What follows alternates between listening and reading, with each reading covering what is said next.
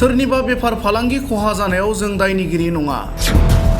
जौ फाननायाल' फालांगि नङा। सोरनिबा बेफार फालांगि डाउन जानायाव दायनिगिरिया जों नङा आरो बिथांमोना अकल जौ फाननाया जे बेफार फालांगि बे नङा।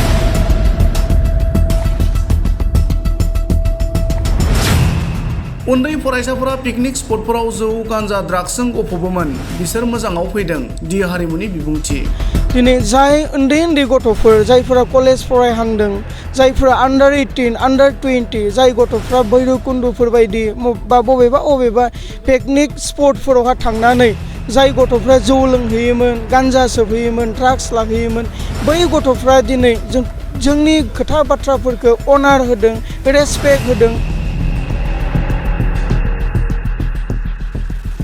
समाजनि गाज्रि हाबा जेरै जौ जुवा ड्राग्स आरो उन्दै बैसोआव हाबा जानायखौ होबथानाय थांखिजों उदालगुरि जिल्लानि सिङाव बावैसो सान सिगांनिफ्राय बारग' एनडिएफबि आरो सिसिबाया गामिनि रायजो राजाफोरखौ लाफानानै ससाइटि डेभेलपमेन्ट एन्ड रिफर्मेशन कमिटि दाबोदों। बेबादिनो उदालगुरि जिल्लानि सिंनि माखासे गामिफोराव समाज बेरेखा हाबानि हेंथायै सांग्रांथि मेल खुंनायनि गेजेरजों जोंनि माखासे उन्दै फरायफुनाय गथ'फोरा पिकनिक स्पटफोराव जौ लोंहैयोमोन, गांजा सोबहैयोमोन, ड्राग्स लाहैयोमोन। बैसोर गथ'फोरा जोंनि खोथा बाथ्राखौ मान होदों, बेखायनो आं बिसोरनो साबायखर होयो आरो जाय बिमा बिफाया गावबा गावनि गथ'फोरखौ मोजाङै बेंनानै दोननो हादों बिसोरखौबो आं साबायखर बावदों होननानै बारग' एनडिएफबिनि दैदेनगिरि दि हारिमु बिथाङा बुंथियो। आरो लोगोसेनो जाय मिशनखौ लानानै बारग' एनडिएफबिआ खामानिखौ मावदों बियो माब्लाबाबो जोबनानै थांनाय नङा, बियो दा जागायजेनदोंसो होननानैबो दि हारिमु बिथाङा ओरैबादि फोरमायबावो।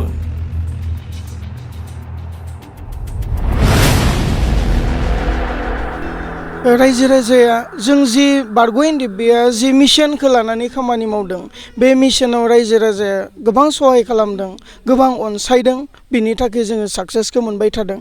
आरो बाव आङो साबायखरसो बावनो इच्छा खालामो। दिनै जाय उन्दै गथ'फोर जायफोरा कलेज फरायहांदों, जायफोरा आन्डार 18, आन्डार 20, जाय गथ'फ्रा भैरबकुन्दफोर बायदि बा बबेबा पिकनिक स्पटफोरावहा थांनानै जाय गथ'फ्रा जौ लोंहैयोमोन, गांजा सोबहैयोमन, ड्राग्स लाहैयोमन, बै गथ'फ्रा दिनै जोंनि खोथा बाथ्राफोरखौ अनार होदों, रेसपेक्ट होदों। बिनि थाखाय आं बै जाखांफुनाय इयुथ एबा जाखांफुनाय लाइमोन सेंग्रा सिख्लाफोरखौ आं साबायखरसो बावहरनो इच्छा खालामो।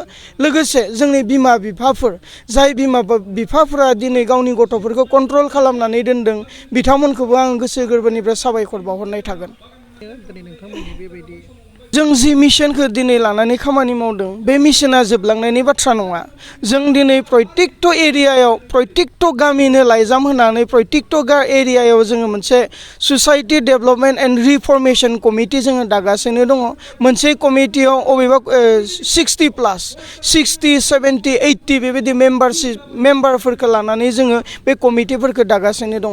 जेब्लानोखि जों जोंनि बे उदालगुरि डिस्ट्रिक्टआवहा बे कमिटिफोरखौ ओनसोलारि कमिटिफोरखौ दाखांगोन, अब्लानिया जोङो गासै ओनसोलारि कमिटिफोरखौ जोङो लाफानानै सावरायगोन आरो जों माखासे आयेनफोरखौ बानायगोन आरो बै आयेनफोरखौ जोङो मोनफ्रोमबो गामिफ्राव सार्कुलेट खालामगोन आरो बै आयेनफोरखौ मानिनानै सोलिनो थाखाय जोङो मोनफ्रोमबो गामिफोरखौ रिक्वेस्ट खालामहरगोन। बेबायदिहै जोंनि खामानि मावनाया जोबनानै थाङा, दिनै सुरुसो जादों, बे जालांबायानो थागोन। जेब्लासिम जोंनि हारिया बायफ्लेनाय बर' समाजा फोसाबजाया अब्लासिमहालागै जोंनि बे मिशन आरो जोंनि खामानिया दावबायबाय थागोन, जाबायानो थागोन।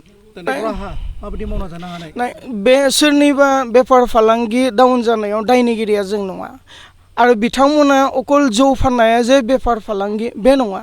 मानसिनि जिबनाव गोबां खामानि दङ, जाय खामानिफोरखौ मावनानै न'खर खुंनो हायो, समाजाव मोजां खामानि मावनानै न'खरखौबो न'खर खुंलांनो हायो। बेबायदि बिभिन्न खामानिफोर दोङो।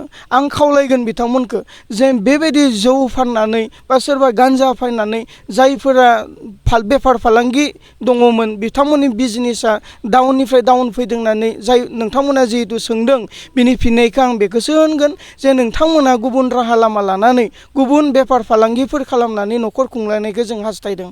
आरो दिनै जोङो नैबे गरायमारि ओनसोलावहा जोङो दिनै ससाइटि डेभेलपमेन्ट एन्ड रिफर्मेशन कमिटिखौ जोङो दानो थांगासिनो दङ।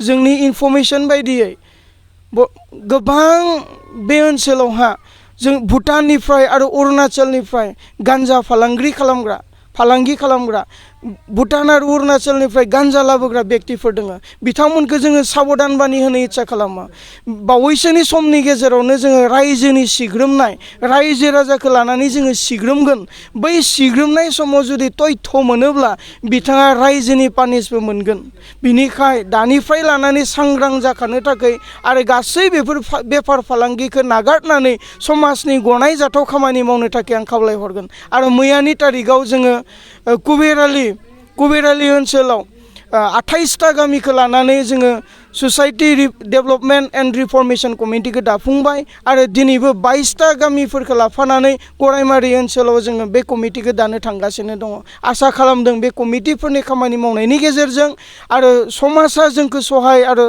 हबगिता होनायनि गेजेरजों जों समाजखौ फोसाबलांनो हागोन होननानै आं मिजिंथिदों आं बेखौनो बुङो जे आं साबायखर बावदों दहायबो आं बुंदों जाय बेक्तिफ्रा बारग' एनडिएफबिआ जि मिशनखौ लानानै खामानि मावदों बे मिशनखौ गोसो गोरबोजों आजावदों जोंखौ अनार होदों बारग' एनडिएफबिल' नङा ओनसोलनि समाजखौ लाफानानै जों जिहेतु खामानि मावदों बे समाजनि रायजो राजाफोरखौ मान सनमान होनानै बिथांमोना बेबायदि बाइक साखावनाय बबावबा फैनानै आबदामारि फैनाय बेफोर गैया जादों बेखायनो आङो जाय बेक्तिफोरा बेबायदि मानिनानै सोलिदों बिथांमोनखौ आं गोसो गोरबोनिफ्राय साबायखर बावदों उननि बेलायाव बिथांमोननि भबिष्यतआ ब्राइट जाथों जौगालांथों समाजाव सासे मोजां मानसि जाथों समाज दैदेनगिरि जाथों आरो फैबाय थानाय समाव सासे गिदिर अफिसार जाहैथों आं बेखौसो गोसो गोरबोनिफ्राय आनान गसाइनियाव आर'ज गाबहरो थारैनो नंगौ भैरबकुन्द दिनै बन्द जानाय जोंनि बर' ओनसोलफ्रा बेखौ जोबनायखाय बेलेगाव जायगा लागोन होननानै जाय जोंनि ओनसोलाव जि रिजर्टफोर दङ जि धाबाफोर दङ आं खावलायगोन